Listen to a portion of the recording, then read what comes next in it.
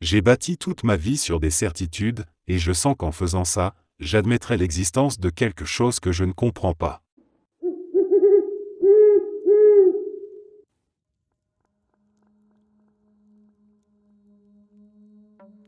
En Afghanistan, en 2002, nous étions en train de fouiller un grand village à la recherche d'un type qui organisait des attaques au mortier contre notre FOB. Il était environ 3 heures du matin. Il y avait une maison à 2 étages, et nous nous sommes séparés pour attaquer simultanément l'avant et l'arrière. Les 2 gars avec qui j'étais ont été abattus par quelqu'un dans une autre maison. Je n'avais nulle part où fuir. J'ai essayé de défoncer une porte à coups de pied, mais je suis tombé en arrière. Le poids de ma chute, combiné à tout l'équipement que je portais, a fait céder le sol sous moi. Je suis tombé d'une douzaine de mètres, environ 12 à 15 mètres sous terre, dans ce qui semblait être une immense crypte familiale. Mes lunettes de vision nocturne fonctionnaient encore après la chute. Je les ai remises et j'ai commencé à avancer. À quelques mètres devant moi, j'ai vu un petit garçon qui a levé le bras, puis pointé du doigt vers la gauche. J'ai continué à marcher, et quand je me suis retourné, j'ai vu l'enfant se volatiliser littéralement. J'ai fini par monter un escalier et longer des tas de déchets sur la terrasse arrière de la maison, où un de mes camarades montait la garde. Il m'a demandé comment j'étais arrivé là. Je lui ai raconté l'effondrement du plancher et l'histoire du garçon, en plaisantant. J'ai dit à mon chef d'escouade à la radio que j'étais passé par l'arrière et qu'on devait récupérer mes 2 autres amis à l'avant. Il m'a ordonné d'entrer pour aider. À l'intérieur, on m'a demandé de rester au premier étage. Je me suis donc posté près de la fenêtre avant. En regardant le mur à ma gauche, j'ai vu un dessin au crayon représentant le garçon que j'avais vu dans la crypte, signé et daté de 1977.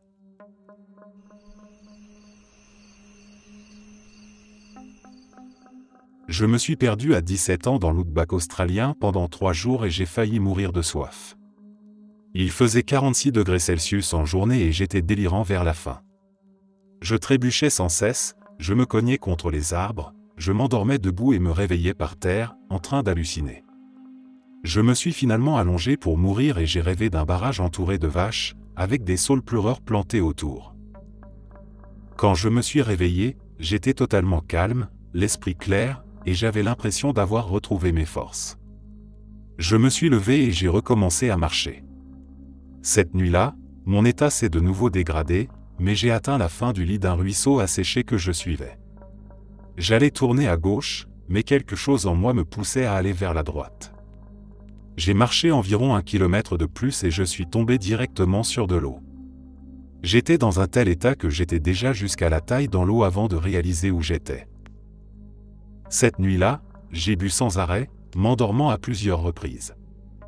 Le matin, je me suis réveillé dans un barrage, entouré de bétail assoiffé et de saules pleureurs plantés tout autour, exactement comme dans mon rêve. Depuis ce jour, je crois en une force supérieure, car ce que j'ai vu était identique à mon rêve. Un jour plus tard, un petit hélicoptère est passé au-dessus de moi et j'ai été secouru. J'avais trouvé la seule source d'eau dans un rayon de 100 km. J'ai fait un rétablissement complet après une semaine en soins intensifs.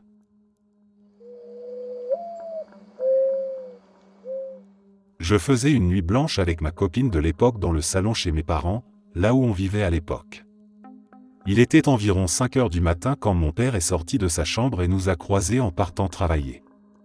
Il s'est arrêté pour discuter quelques minutes, mais quelque chose chez lui me paraissait étrange. Je n'arrivais pas à dire quoi exactement, il semblait juste un peu à côté. J'ai mis ça sur le compte de la fatigue. Il a quitté la maison. Moins de 10 minutes plus tard, il sort à nouveau de sa chambre pour partir au travail. Tu vois ces scènes de film où le personnage principal assiste à un événement catastrophique, et la caméra se fiche sur son visage incrédule pendant qu'il murmure « Oh mon Dieu !» C'était moi à ce moment-là. Tout mon corps s'est engourdi, j'ai commencé à paniquer.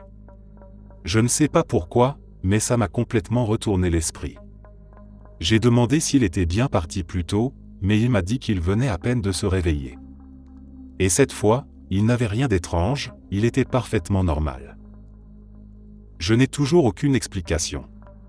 Ce n'était pas dû au manque de sommeil, J'ai fait des nuits blanches avant et après ça sans jamais vivre quelque chose de similaire.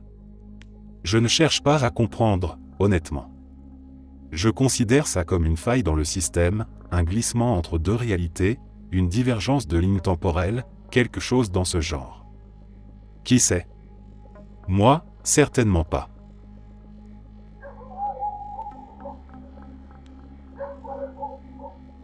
Quand j'avais 9 ans, on a fait un voyage en famille en Chine.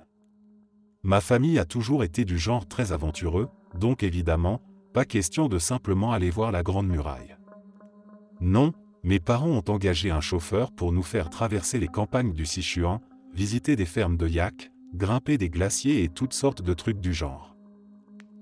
Une nuit, on a dû s'arrêter au milieu de nulle part, je crois qu'on était tombé en panne d'essence, et on s'est retrouvé dans ce que je suppose qu'on pourrait appeler un village, même si c'était essentiellement un long chemin de terre avec un hôtel très glauque et quelques bâtiments en tôle ondulée. L'hôtel ne payait pas de mine de l'extérieur, mais quand on entrait, le hall ressemblait à une sorte de salle de bal victorienne un peu sinistre. Le hall donnait l'impression qu'on était dans un hôtel de luxe, mais en y regardant de plus près, tout était en plastique ou en ciment peint, comme un décor de cinéma, et tout tombait en ruine, comme si personne n'y avait séjourné depuis des années. Au début, notre traductrice nous a dit qu'il n'y avait pas de chambre, mais elle a expliqué notre situation et ils ont finalement trouvé un endroit pour nous loger. Pendant qu'on s'enregistrait, j'ai ressenti une présence malveillante derrière moi et je me suis retourné. Il y avait une fille, qui devait avoir 12 ou 13 ans, dans un coin sombre du hall. Elle me fixait avec la bouche grande ouverte. Elle était pieds nus, habillée de haillons. Au début, j'étais triste, je pensais qu'elle devait travailler là, elle n'était que quelques années plus âgée que moi. Mais ensuite, elle a fait un truc avec ses yeux, le truc le plus terrifiant que j'ai jamais vu. Ses yeux sont devenus parfaitement ronds et ont littéralement jailli de leurs orbites. J'avais déjà vu une photo d'un gars dans le Guinness Book qui savait faire ça, mais là c'était une gamine inconnue, dans un coin paumé de Chine, qui me faisait ça sans raison apparente. Quand j'ai appelé mes parents et mon frère pour leur montrer, elle avait remis ses yeux en place et avait l'air normal. Quand on est monté dans notre chambre, il y avait de la moisissure au plafond et des cafards partout. Il y avait une seule salle de bain pour tout l'étage, au bout du couloir. La lumière ne marchait pas. J'y suis allé avec une lampe torche.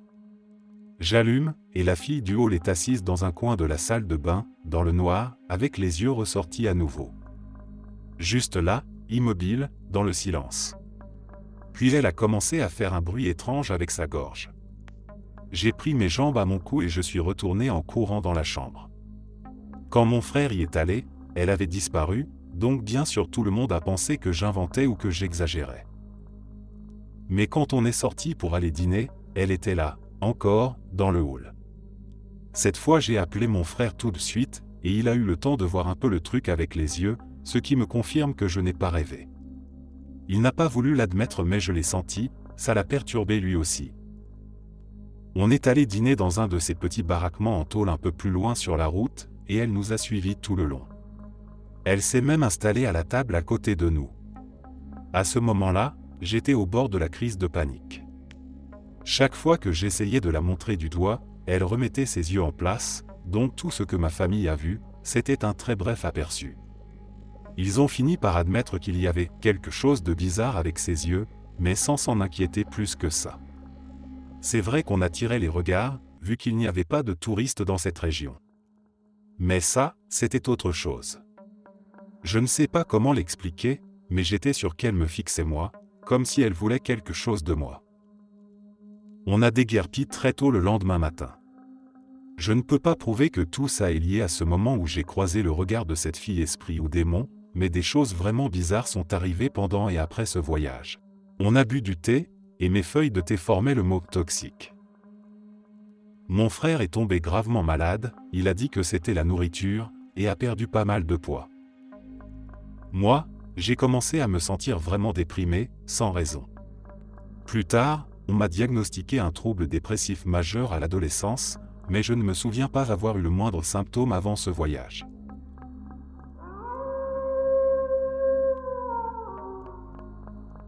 En septembre de l'année dernière, je dormais dans la chambre à l'étage, celle qui donne sur la rue, quand j'ai été brusquement réveillé par un bruit de pas sur du gravier.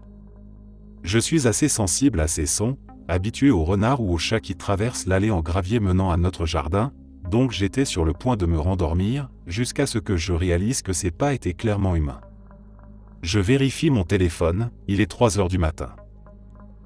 Je me lève, je réveille mon partenaire et on passe dans une pièce donnant sur l'arrière de la maison pour essayer d'apercevoir un éventuel intrus. À ce moment-là, je suis surtout inquiet pour mon vélo, qui était attaché à la table de jardin avec un antivol, mais restait exposé. Et là, je vois une silhouette sombre, quelqu'un qui titube en tournant en rond autour de la table au centre du jardin. Elle fait des cercles, marmonne de temps en temps, baragouine des trucs incompréhensibles. Puis elle commence à se frapper la tête et les mains contre notre porte arrière, encore et encore, en poussant des sons incompréhensibles. Cette personne, une femme, se jette ensuite contre notre volière à perroquets et commence à arracher des morceaux du grillage pour essayer d'y entrer. C'était un comportement qu'on ne voit normalement que dans les films de zombies. J'étais complètement paralysé, incapable de comprendre ce que j'étais en train de voir. Finalement, il s'est avéré qu'elle était complètement saoule. On a appelé la police, qui est venue l'escorter hors de notre propriété. Elle habitait à l'autre bout de la ville. On n'a jamais su pourquoi elle avait choisi notre maison pour venir tourner en rond comme ça. Donc ce n'est pas vraiment inexpliqué, mais c'était sacrément flippant quand même, surtout à une heure aussi vulnérable de la nuit. Je me considère plutôt solide face à ce genre de choses, mais là, ça m'a vraiment retourné la tête.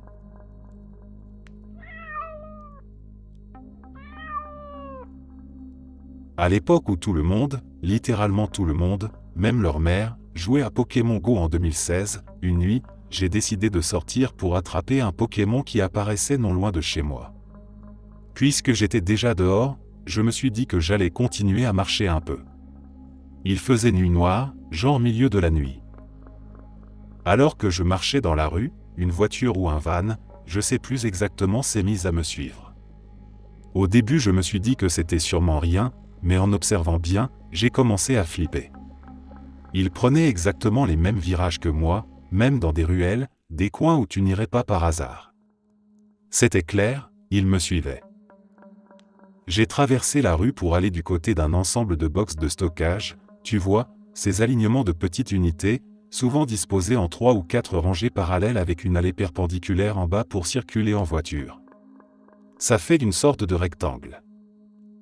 Quand j'ai vu que le véhicule entrait aussi dans la zone de stockage, j'ai su que c'était pas une coïncidence. J'ai tourné dans la deuxième rangée de box. Ils ont fait pareil. Là, j'ai commencé à courir. Et ils ont continué à me suivre. Chaque fois que je tournais, je voyais leurs phares tourner dans ma direction, même dans les recoins les plus étroits. Quand ils se sont rapprochés, j'ai quitté les boxes de stockage en courant à fond, traversant des jardins pour rentrer chez moi. Je me suis retourné une seule fois après avoir commencé à fuir, juste assez pour voir leur voiture sortir de la zone et continuer dans la direction où j'étais parti. Après ça, j'ai plus regardé derrière moi, j'ai juste sprinté jusqu'à ma maison sans m'arrêter. J'avais 16 ans. C'est probablement l'histoire la plus flippante de ma vie.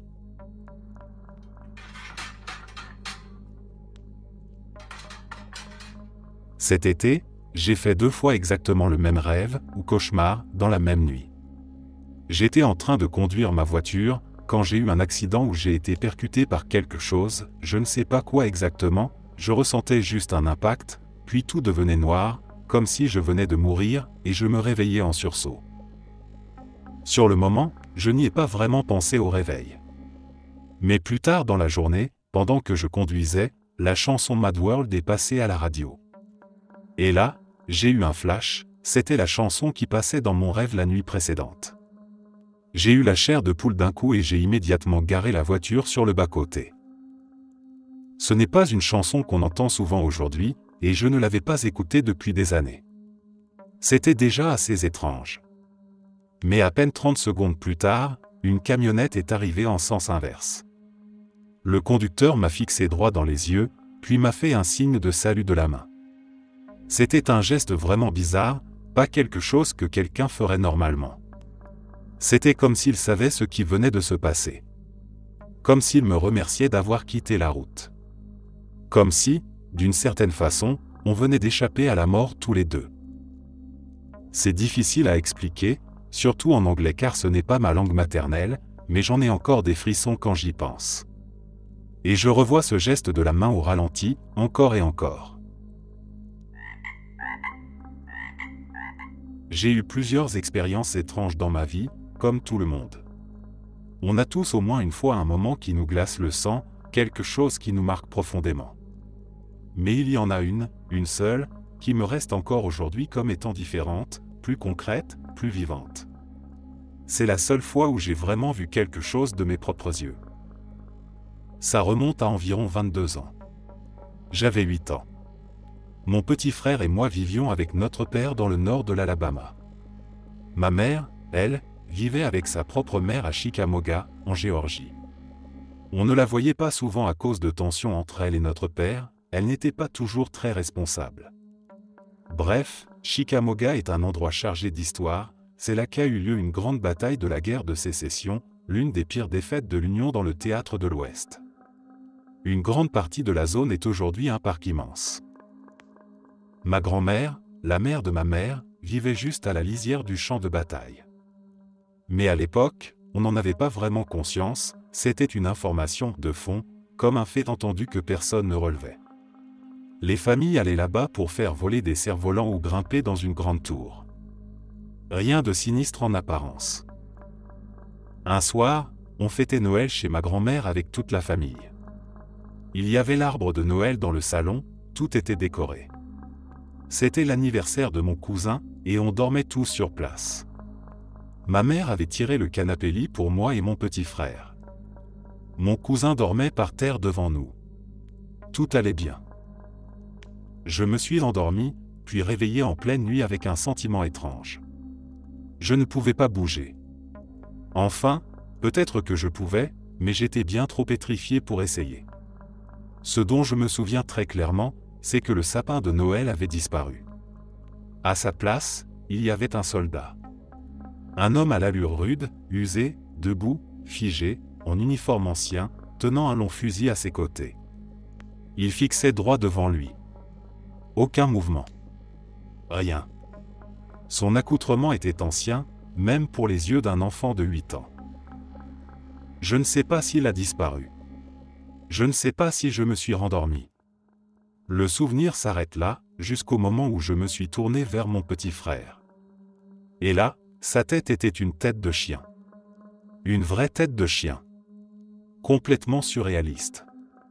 Comme si j'étais encore en train de rêver, sauf que tout était trop clair, trop réel pour que ce soit juste un rêve.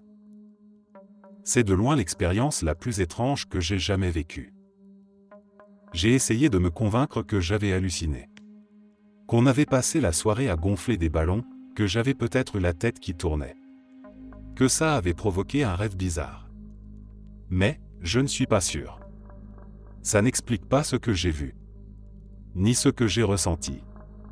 Ni pourquoi c'est resté gravé dans ma mémoire après toutes ces années. C'était comme un fragment d'un autre temps. Comme si j'avais entrevu quelque chose que je n'aurais pas dû. Quand j'avais 12 ans, j'ai voyagé en Angleterre pendant 3 semaines avec un groupe appelé People to People. La dernière semaine, on était de retour à Londres, dans un hôtel dont je me souviens vaguement, notamment parce qu'il avait encore des escaliers de secours extérieurs aux fenêtres des chambres. Le soir, les accompagnateurs vérifiaient qu'on était bien dans nos chambres, puis mettaient du ruban adhésif sur l'extérieur des portes. C'était leur façon de savoir si quelqu'un avait quitté sa chambre pendant la nuit. Ce soir-là, tout se passe normalement. Moi et mon colocataire de chambre, Ryan, on s'endort après la vérification. Et puis, je me réveille en pleine nuit. Il fait sombre. Je suis nu.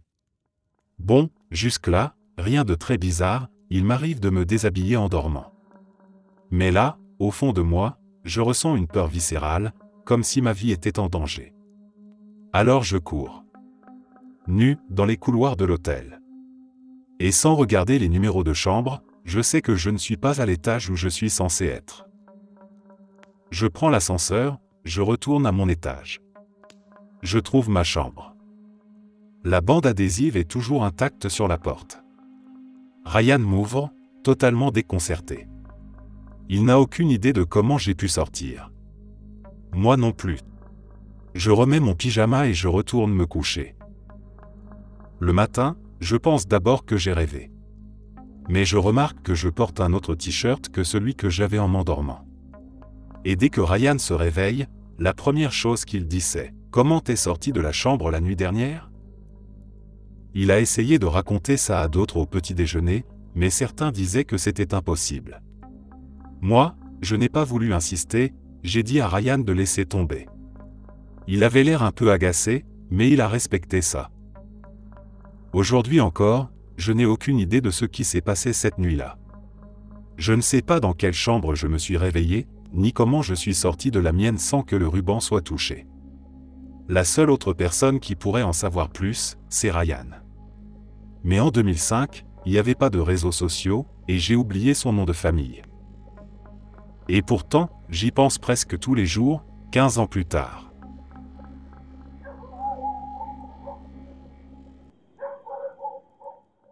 Il y a environ 4 ans, je travaillais pour le service de conservation d'une petite ville. Mon boulot consistait à enlever les plantes invasives et entretenir les sentiers. Comme je connaissais bien les espèces à repérer et comment gérer les chemins, je travaillais souvent seul en forêt. Je faisais du lundi au jeudi de 7h à 15h30, donc ce n'était jamais de nuit, et en général, il y avait toujours du monde dans les parages. Un jour, vers la fin du mois d'août, je marchais sur un sentier plutôt reculé dans les bois. J'avais mes cisailles de taille, bien solides, et comme je bossais dans une ville assez aisée et que je suis une femme de petite taille, je ne m'inquiétais pas trop d'être seul. C'était presque la fin de journée, je marchais sans vraiment travailler, juste en rentrant tranquillement. Je n'avais vu ni entendu personne depuis un moment. Plus loin, le chemin faisait un virage, et une grosse ait bloqué la vue au-delà du tournant. J'étais à une vingtaine de mètres quand tout mon corps s'est figé. Les poils sur ma nuque se sont dressés, j'ai commencé à transpirer froid. Un pur instinct de survie. Je me fais confiance maintenant. J'ai vécu un traumatisme dans le passé en ignorant mes instincts, alors aujourd'hui, quand je sens que quelque chose cloche, je m'écoute. J'ai lâché les cisailles sans réfléchir et j'ai sprinté jusqu'à mon camion. Normalement, il m'aurait fallu au moins 20 minutes pour revenir. J'ai mis 10 minutes. Au tout début de ma fuite, j'ai cru entendre quelque chose courir derrière moi. J'ai refusé de me retourner. Je suis retourné à la mairie à toute vitesse, j'ai pris mes affaires et je suis rentré chez moi. J'ai rien dit à personne. Le lendemain, mon patron m'a annoncé que je n'irais plus seul sur les sentiers. Un jogger, plus tard dans l'après-midi du jour précédent, avait trouvé 6 chats mutilés, juste derrière le buisson qui bloquait la vue. Je n'ai jamais remis les pieds seul dans cette zone.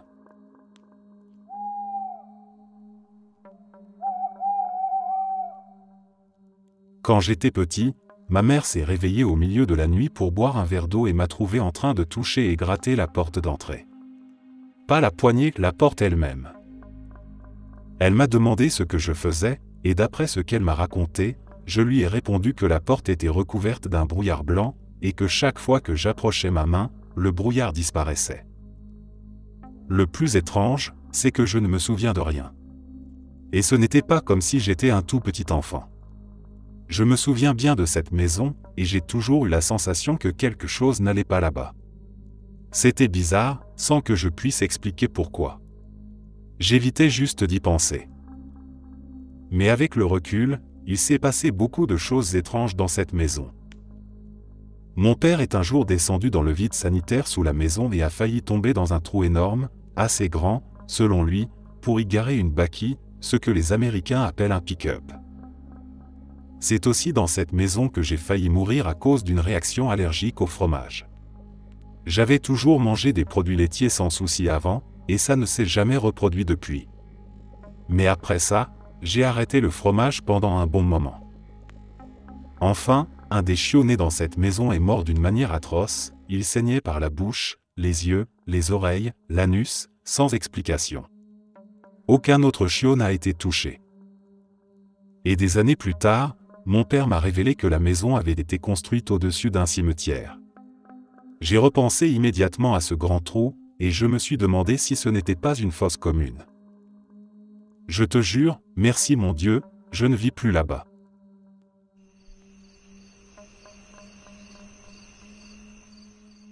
Quand j'avais environ 7 ou 8 ans, ma famille a emménagé dans une grande maison de 3 étages.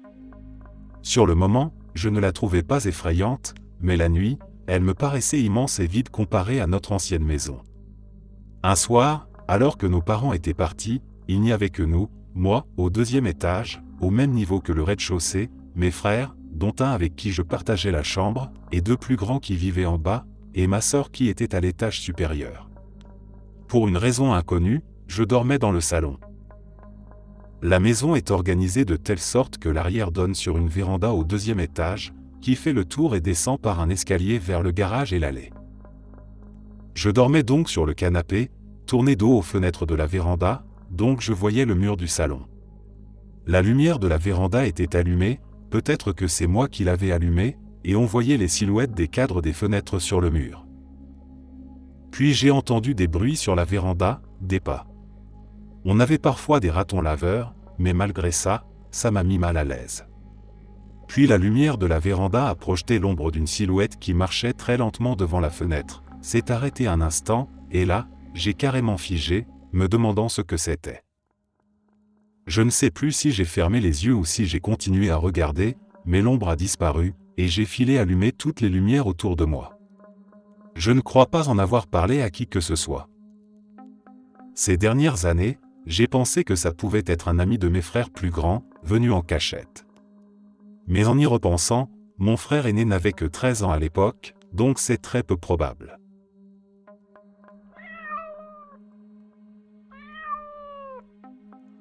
En 2008, peu après mes 17 ans, il m'est arrivé une histoire bouleversante que je voudrais partager. Mon père et moi étions les meilleurs amis du monde. On se comprenait sans avoir besoin de beaucoup parler. Il disait souvent, « Je peux lire ton visage et ton langage corporel comme un livre. Tu ne peux pas me cacher tes secrets. » Et c'était vrai. Il savait toujours quand j'étais mal, même si je jouais la comédie. On parlait de tout, de la science à la religion. Lui était un chrétien dévoué. Un jour, je lui ai dit, « Quand tu seras au paradis, tu devras me dire si c'est vrai ou pas. » Il a ri et m'a répondu qu'il ferait pleuvoir une semaine d'affilée sur Tucson. Une semaine après mon 17e anniversaire, il a eu une crise cardiaque massive et il est décédé. Je pleure encore parfois en y repensant, plus de 10 ans après. Il me manque tellement. La nuit avant son décès, mon frère, mon père et moi étions allés voir un film. Mon père m'avait donné les clés pour que je m'exerce à conduire. En sortant du quartier, il m'a dit, « Tu sais quoi ? Je ne me sens pas bien.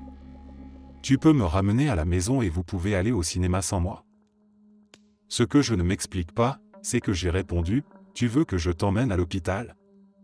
Il a refusé. Quand j'ai tourné la voiture, j'ai senti au fond de moi que quelque chose n'allait pas, et c'est un de mes plus grands regrets. Avant qu'il rentre, je lui ai dit, « Bois de l'eau. Je t'aime. » Ce sont les derniers mots qu'on s'est dit. Il est mort 12 heures plus tard. L'histoire ne s'arrête pas là. Le lendemain, après avoir passé la journée à l'hôpital auprès de son corps, ma mère, qui vivait en Californie, est arrivée pour être avec nous. Nous étions tous épuisés. Je partageais un lit avec elle dans une chambre d'hôtel. Il y avait un petit espace entre le mur et le lit, juste un pied. Alors que je repassais les événements dans ma tête, soudain la pièce s'est remplie d'ombres noires, des silhouettes sans visage, debout autour de moi. Je n'avais pas peur, elle me semblait familière. Puis j'ai senti son parfum du dimanche, celui qu'il mettait pour aller à l'église. Je ne suis pas croyant comme lui, mais je respecte ses croyances. J'ai alors vu une autre silhouette, rouge, d'un rouge pur que je n'oublierai jamais. Elle dégageait la même odeur et la même familiarité. En chuchotant pour ne pas réveiller ma mère et mon frère, j'ai dit, « Je t'aime aussi, papa. Je vais bien, tu peux partir avec eux. » J'ai senti ce qui ressemblait à un baiser sur le front, puis la pièce est redevenue vide. Tout cela a duré quelques secondes. Cette semaine-là, comme il l'avait promis, il a plu à Tucson pendant une semaine entière. Mais ce n'est toujours pas fini. Lors de ses funérailles, après avoir enterré ses cendres, la famille s'est réunie pour partager des souvenirs. Mon oncle a raconté une anecdote drôle de son enfance. Mes demi-frères et sœurs ont dit qu'ils avaient récemment trouvé des pièces de monnaie empilées, comme 2 pennies, à des endroits étranges, comme par magie. J'avoue avoir été jaloux. J'ai parlé du bruit des clés qu'il accrochait à son pantalon, que j'entendais chaque jour quand il rentrait. C'était notre petit rituel, et aujourd'hui encore, je porte mes clés sur un mousqueton, en hommage à lui. Quand tout le monde a commencé à partir, je suis resté allongé près de sa pierre tombale provisoire, pensant à la vie et à la mort, à mon père. Mon frère est venu doucement me tapoter le dos en disant qu'il était temps de partir. En me relevant, j'ai vu, juste là où ma tête avait reposé, 2 pennies empilées. Elles n'étaient pas là avant. Je les ai laissées là, près de sa tombe, au cas où il en aurait besoin. Il y a encore d'autres histoires. Mon père vient me rendre visite de temps en temps, surtout la nuit. Je me réveille en sentant son parfum, que je ne possède pas, et qui me fait mal au cœur. Une ombre assombrit un coin de la pièce, je sais que je ne suis pas seul. Parfois, ça fait peur, mais dès que je sens son parfum, je lui parle, lui raconte ce qui se passe. Alors l'ombre disparaît, le parfum s'en va, et je suis seul à nouveau. Beaucoup de choses restent inexpliquées, surtout pour ceux qui ne croient pas à l'au-delà. Ça m'a fait peur longtemps, et je ne comprends toujours pas pourquoi j'ai posé cette question, ni comment son parfum vient et repart en quelques minutes au milieu de la nuit, ni comment les pennies ont pu apparaître si vite. C'est l'histoire de mon père, Tracy. L'homme qui a fait pleuvoir à Tucson pendant une semaine en 2008.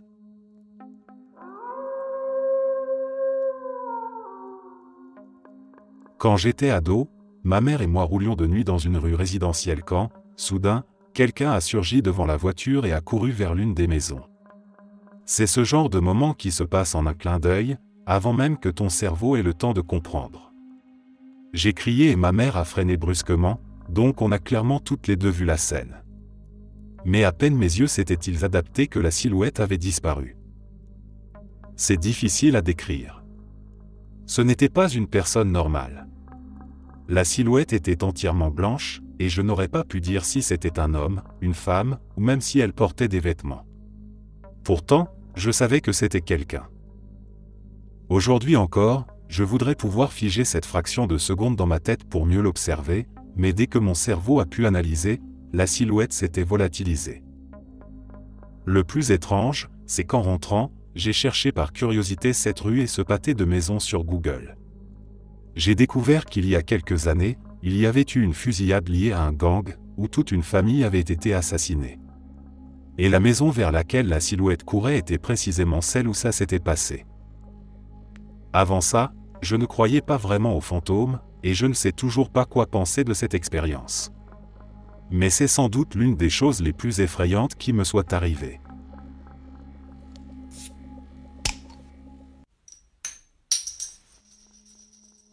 Une nuit, alors que j'étais au lit avec mon mari endormi à côté de moi pendant un orage, je regardais une série sur mon téléphone, rien de spécial ni effrayant, quand les éclairs ont commencé à illuminer la pièce. Du côté de mon mari, il y a 3 fenêtres, et à chaque éclair, je pouvais voir leurs contours carrés à travers les stores, dans mon champ de vision périphérique. Soudain, une sensation de peur intense m'a envahi, comme cette impression avant une paralysie du sommeil. J'essayais de ne pas me laisser envahir par cette peur et je continuais à regarder ma série. Puis, un éclair a frappé, mais cette fois, au lieu de voir les contours des fenêtres, j'ai aperçu une silhouette, comme une personne aux longs cheveux debout là. J'ai immédiatement eu la chair de poule. En même temps, mon mari a commencé à faire des bruits de lutte dans son sommeil. J'ai déjà vécu une paralysie du sommeil, je sais ce que c'est.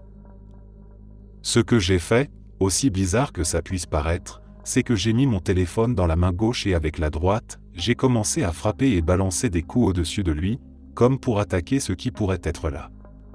Il n'arrêtait pas ces bruits, alors je l'ai frotté vigoureusement pour le réveiller. Il s'est réveillé un peu agacé, et a dit « Quoi ?» Je lui ai demandé « Chérie, tu faisais des bruits comme si tu te débattais, ça va ?» Il a répondu « Oui, ça va. Juste un mauvais rêve. » Je lui ai demandé de me raconter. Il m'a dit qu'il était poursuivi par une sorcière laide qui l'avait attrapé, sauté dessus et l'avait attaqué. J'ai eu la chair de poule instantanément.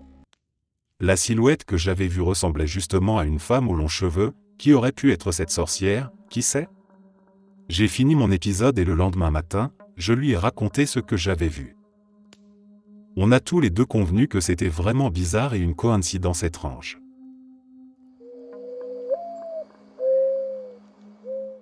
Au lycée, ma copine et moi étions seuls à la maison, vers minuit, tranquilles à regarder la télé. Soudain, mon instinct de survie s'est déclenché de façon intense, un froid glacial m'a parcouru le corps sans aucune raison apparente. Je me suis tourné vers elle, et elle me regardait avec une terreur absolue, murmurant que quelque chose n'allait pas. D'habitude, je suis plutôt du genre à vouloir affronter la peur, à me battre plutôt qu'à fuir. Mais là, il n'y avait aucune envie de lutter, juste une terreur pure, partagée par nous deux. On a sauté du canapé, attrapé nos chaussures et on a filé en voiture aussi vite que possible. Je n'ai jamais vécu ça depuis. C'était comme si toute la propriété était enveloppée d'un nuage dense de peur concentrée, qui étouffait toutes les autres émotions ou pensées. Ce qui me trouble le plus, c'est que nous avons ressenti ça en même temps, sans qu'il ne se passe rien de visible ou d'explicable.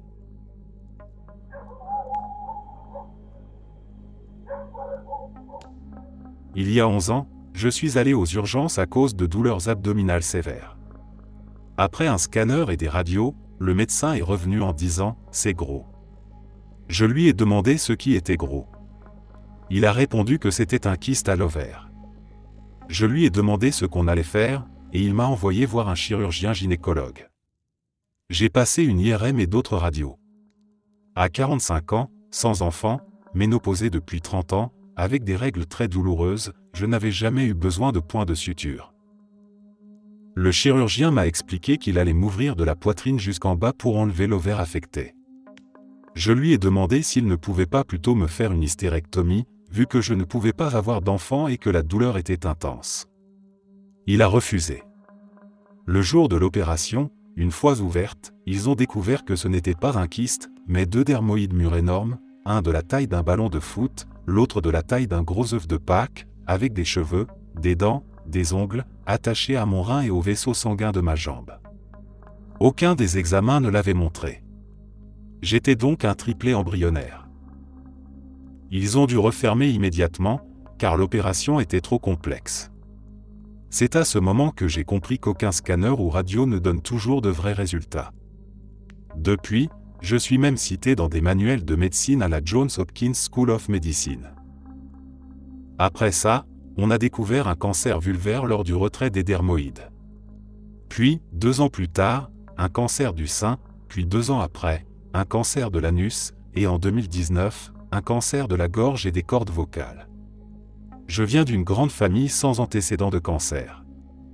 Les 3 derniers cancers avaient été mal diagnostiqués, heureusement que je n'ai pas accepté les premiers diagnostics et que j'ai insisté pour d'autres examens.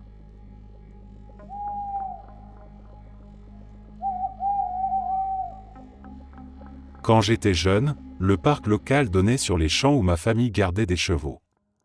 Un jour, mon ami et moi marchions vers ce parc quand, devant nous, un vieux fermier est sorti d'un arbre avec son chien à ses côtés. On s'est immédiatement arrêté en voyant qu'il tenait un fusil de chasse. Il l'a pointé vers le ciel et a tiré en criant « Sortez de mes terres !» Son chien nous a poursuivis, montrant les dents, jusqu'à ce qu'on atteigne le champ suivant.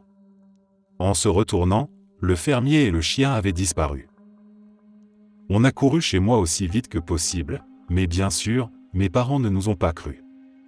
Ils n'avaient rien entendu et pensaient que c'était juste des gamins qui racontaient des histoires. Ça m'est arrivé 2 fois de plus pendant mon enfance quand j'étais seul, jusqu'à ce que j'aie trop peur pour prendre le raccourci par les champs pour aller au parc. Des années plus tard, dans la vingtaine, j'ai pensé que c'était un rêve ou l'imagination débordante d'un enfant. Puis, en traînant sur les réseaux sociaux, Je suis tombé sur une vieille photo en noir et blanc d'un fermier avec son chien et un fusil, et j'ai reconnu l'homme que j'avais vu enfant. Le chien, les vêtements, tout correspondait. J'ai demandé à ma mère, mais elle ne se souvenait pas que j'étais revenu chez moi bouleversé à cause d'un fermier, affirmant qu'elle s'en serait souvenue. J'ai donc contacté mon vieil ami, que je n'avais pas vu depuis des années, et il m'a répondu presque immédiatement, « Tu veux dire que c'était réel ?» Je pensais que c'était un rêve. En parlant avec la femme qui avait posté les photos, j'ai appris que cet homme était un fermier qui possédait autrefois les terres où j'avais grandi. Il chassait régulièrement les gens qui effrayaient son bétail avec son chien, et la dernière fois, il avait tiré en l'air pour les effrayer, car il en avait assez. Cet homme était mort bien avant ma naissance. Mes parents continuent de dire que j'ai tout inventé, mais je suis sûr à 100% d'avoir vu son fantôme, encore là pour protéger ses terres. Et, bonus, ça m'a permis de renouer avec un vieil ami perdu de vue. Cette histoire ne m'est pas arrivée, mais à mon fils qui avait alors 21 ans, et c'est sans doute la chose la plus folle et la plus effrayante que j'ai jamais entendue. Mon fils était marine, en mission au Moyen-Orient. Pendant un exercice en Jordanie avec l'armée jordanienne, il campait en plein désert. Une nuit, mon fils était de garde avec un autre marine, et vers la fin de son service, il a été envoyé réveiller les 2 gars qui devaient prendre la relève au camp, à environ 1 mile de là.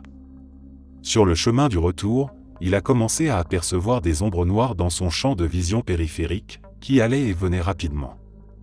Puis il a entendu des chuchotements forts dans une langue qu'il ne comprenait pas. Au loin, il y avait une chaîne de montagnes dans une zone inhabitée du désert. Aucun véhicule ne circulait là-bas, à part une tribu bédouine qui voyageait uniquement à dos de chameau. C'est pourquoi il a été très surpris de voir des lumières au loin. Son esprit logique essayait de se convaincre qu'il s'agissait de voitures ou camions, mais il savait que ce n'était pas possible. Ces lumières se déplaçaient même verticalement, ce qu'aucun véhicule ne peut faire. Les ombres sombres et les murmures devenaient de plus en plus intenses. Arrivé au camp, mon fils était terrifié. Il a réveillé les gars et est allé se coucher. Le lendemain, il a demandé aux autres s'ils avaient vu ou entendu la même chose. Tous avaient vécu ces phénomènes, voix, ombre, lumière. Ils étaient tous effrayés. Alors mon fils a fabriqué un Ouija en carton et ils ont commencé à poser des questions. À un moment, la planche leur a dit « Partez d'ici ». Mon fils est sorti dans le désert pour l'enterrer. Le lendemain matin, la planche était devant sa tente. Personne n'a revendiqué la blague, et c'était impossible car personne n'avait vu où elle avait été enterrée. Aujourd'hui encore, il est bouleversé quand il en parle. Ce n'est pas quelqu'un qui croit aux fantômes, mais après avoir discuté avec des soldats jordaniens, il est convaincu qu'ils ont tous été témoins de l'existence des djinns.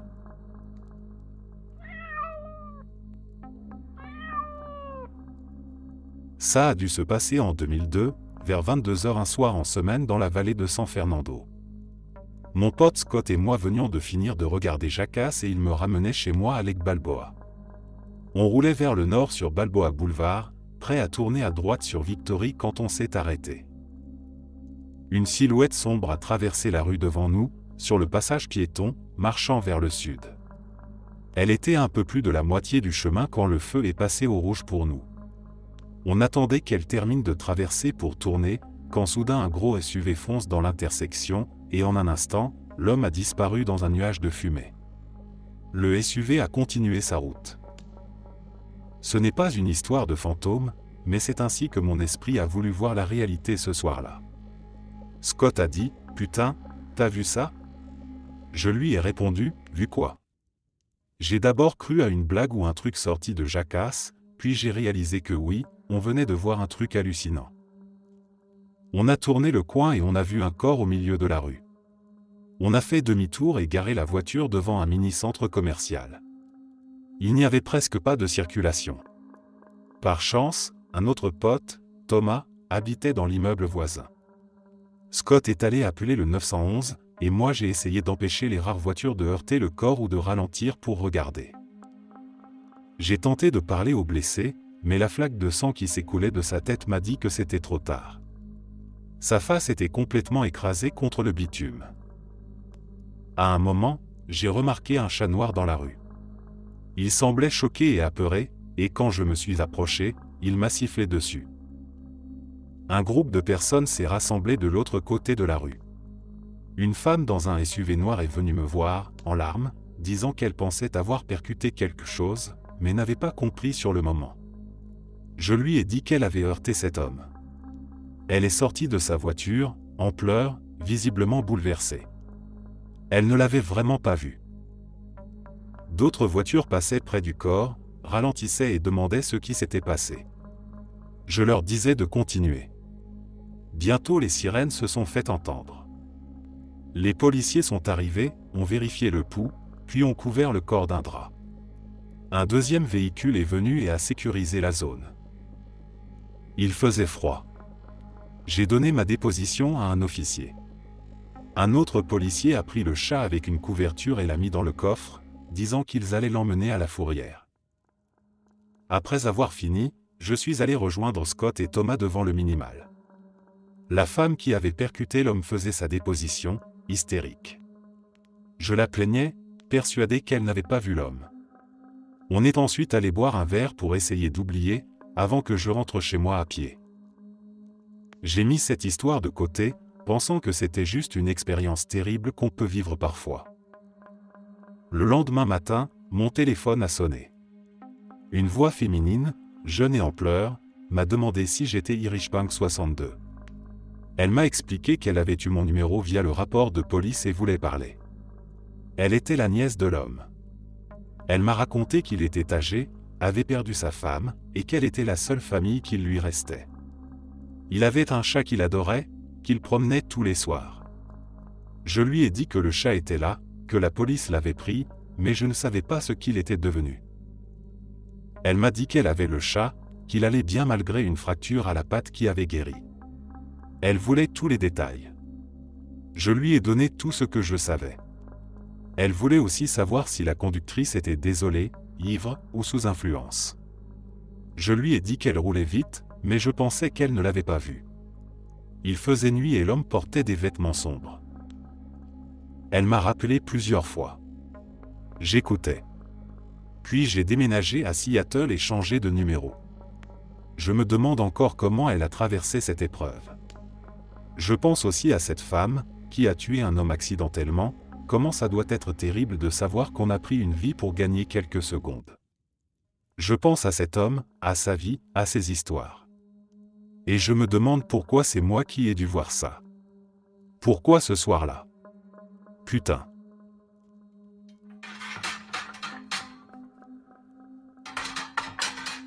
Cette histoire me trotte dans la tête depuis que ça s'est passé en 2012. J'habite sur la côte des États-Unis, à quelques kilomètres de l'océan. Avec ma famille, comme beaucoup de gens du coin, on aime aller s'installer près d'un estuaire où une rivière locale se jette dans la mer. Il y a un parking juste à côté, offrant une belle vue sur la mer et les navires qui passent. Ce soir-là, on avait pris des glaces et on a décidé de s'asseoir près de l'estuaire pour profiter du dessert et regarder les gens passer. Peu de temps après, une voiture est arrivée à côté de la nôtre. C'était un véhicule typique des personnes âgées, genre Buick ou Lincoln Town Car, une grosse berline lourde et lente. À l'intérieur, il y avait, si je me souviens bien, 2 couples anciens. On ne faisait pas vraiment attention jusqu'à ce que le conducteur sorte et aille chercher un cerf-volant dans le coffre. Ce qui est courant à la plage, mais pas après le coucher du soleil. On n'était pas sur le sable, mais dans un parking près de l'estuaire, à environ 50 mètres du début de la plage et à un quart de mile de la mer. Derrière nous, il y avait des commerces, et entre nous et la plage, des bâtiments et des maisons. Il y avait aussi pas mal de monde autour. Le vent soufflait vers l'est, alors le cerf-volant s'est élevé et a commencé à s'éloigner vers la mer. L'homme lâchait la ficelle tandis que le cerf-volant montait de plus en plus haut, jusqu'à disparaître de vue au-dessus des bâtiments. Puis, on l'a vu attacher un bâton lumineux à la ficelle, qu'il a aussi laissé monter. Ensuite, il a accroché un second bâton lumineux. Le premier était déjà hors de vue, le second suivait. Pendant tout ce temps, les autres occupants de la voiture étaient assis tranquillement comme si de rien n'était. Finalement, la ficelle était entièrement déroulée, le bâton lumineux le plus bas était à peine visible, et le cerf-volant ainsi que le premier bâton lumineux était probablement au-dessus de l'eau, hors de notre vue. Une fois que le cerf-volant a atteint son point le plus haut, l'homme a commencé à tout rembobiner. Quand tout a été récupéré, il a remis le matériel dans le coffre, et retourné au volant, et ils sont partis. Je ne comprends toujours pas ce qu'on a vu. Je suppose qu'il faisait un signal, probablement à quelqu'un sur un bateau au large. Mais pourquoi utiliser un cerf-volant et des bâtons lumineux? La voiture n'était pas officielle, ni militaire ni policière, juste un groupe de retraités dans une buick. Et puis, il a dû bien calculer les conditions, le vent devait souffler régulièrement vers l'est pour que le cerf-volant s'envole au-dessus des bâtiments et des gens, tout en tenant les bâtons lumineux. On a déjà essayé de faire voler des cerfs-volants les jours de vent, seulement pour se rendre compte que notre idée du vent ne correspond pas à celle du cerf-volant. Avec Internet, ce genre d'infos est facile à vérifier, donc il avait dû se préparer sérieusement. Mais pourquoi? Je n'ai toujours pas la réponse.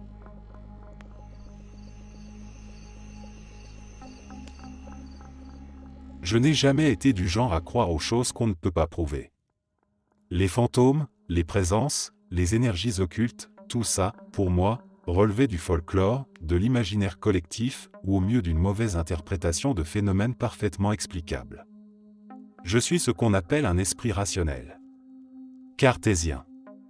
Quand quelque chose ne va pas, je cherche une cause concrète, logique, mesurable. C'est donc dans cet état d'esprit que nous avons emménagé, ma femme, ma fille et moi, dans une grande maison ancienne à la sortie de la ville. Une de ces bâtisses pleines de charme, avec du parquet d'époque, des plafonds hauts, des moulures un peu abîmées par le temps, et une odeur de bois et de poussière qui vous suit partout les premières semaines. Pour moi, elle avait simplement du caractère. Pour ma femme, elle avait autre chose. Dès les premiers jours, elle s'est mise à me dire que quelque chose n'allait pas. Elle me parlait d'une sensation étrange, d'une tension palpable quand elle entrait dans la chambre de notre fille. Pas partout dans la maison. Juste là. Une impression de malaise, une atmosphère pesante, comme une oppression dans la poitrine. Je l'écoutais, bien sûr. Mais au fond, je pensais qu'elle se faisait des idées. Elle est plus sensible que moi, plus intuitive. Elle capte des choses que je ne remarque même pas. Alors je lui disais que c'était peut-être l'humidité, ou la disposition de la pièce, ou même la fatigue du déménagement. Rien de bien inquiétant. Mais ce qui m'a vraiment troublé, c'est quand notre fille a commencé à faire des cauchemars. Pas des peurs classiques d'enfant. Elle se réveillait en hurlant, en larmes, incapable de se rendormir. Elle venait systématiquement frapper à notre porte en pleine nuit, suppliant pour dormir entre nous.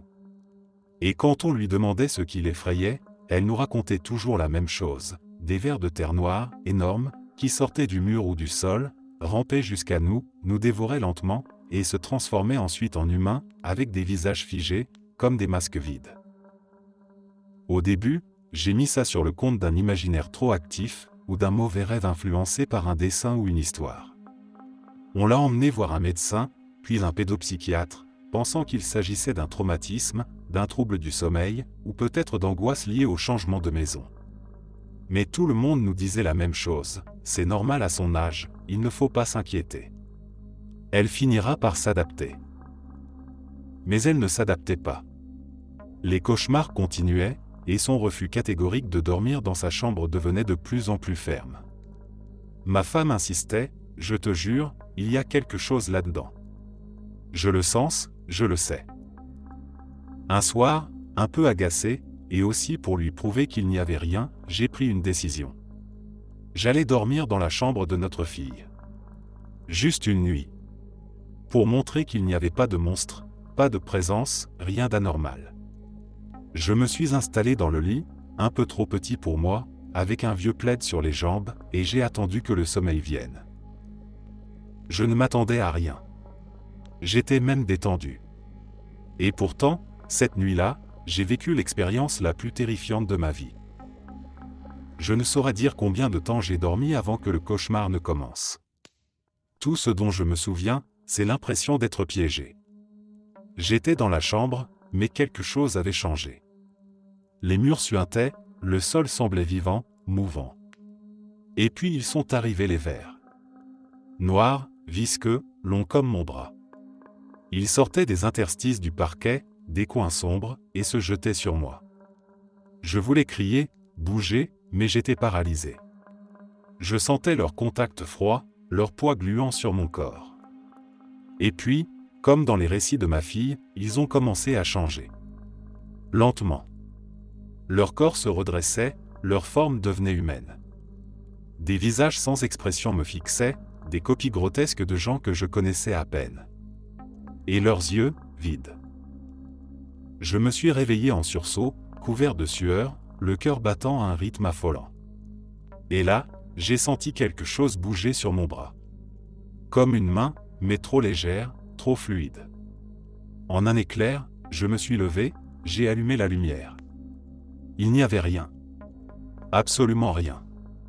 Mais cette sensation, cette panique, elle était encore là, comme collée à ma peau. Le lendemain, j'ai fait venir des experts. Je voulais comprendre. J'ai pensé à une fuite de gaz, à un champ électromagnétique anormal, à des spores, n'importe quoi qui pourrait expliquer des hallucinations ou des troubles du sommeil. Ils ont tout vérifié. Rien. Pas de moisissure toxique, pas de champ électrique, pas de produits chimiques. La maison était parfaitement saine. Alors, j'ai pris une décision. J'ai dit à ma fille qu'elle pouvait dormir dans notre chambre aussi longtemps qu'elle le voudrait. Je ne voulais plus qu'elle mette les pieds là-bas. Et moi non plus, d'ailleurs. Mais un jour, alors que je cherchais un vieux cahier dans l'armoire de la chambre condamnée, j'y suis retourné. J'ai entrouvert la porte, à peine. Et là, sans prévenir, j'ai senti une déferlante. Une vague d'énergie, ou peut-être une intention, je ne sais pas comment le dire autrement. Quelque chose s'est jeté contre moi. Ce n'était pas une hallucination. C'était physique, comme un mur invisible qui m'a percuté de plein fouet, m'obligeant à reculer. C'était froid, dense, et profondément hostile. Je ne suis plus jamais entré dans cette pièce. J'ai bloqué la porte, j'ai poussé une commode devant. Et depuis, rien d'anormal ne s'est produit ailleurs dans la maison. Mais je sens encore sa présence. Ce n'est pas parti. On parle de déménager, bien sûr, mais on n'a pas encore les moyens. Alors, on fait avec. On vit autour de cette chambre, comme si elle n'existait plus. J'ai pensé à faire venir un prêtre plusieurs fois. Mais je n'y arrive pas. J'ai bâti toute ma vie sur des certitudes, sur la raison, et je sens qu'en faisant ça, j'admettrai l'existence de quelque chose que je ne comprends pas. Quelque chose que je ne peux pas contrôler.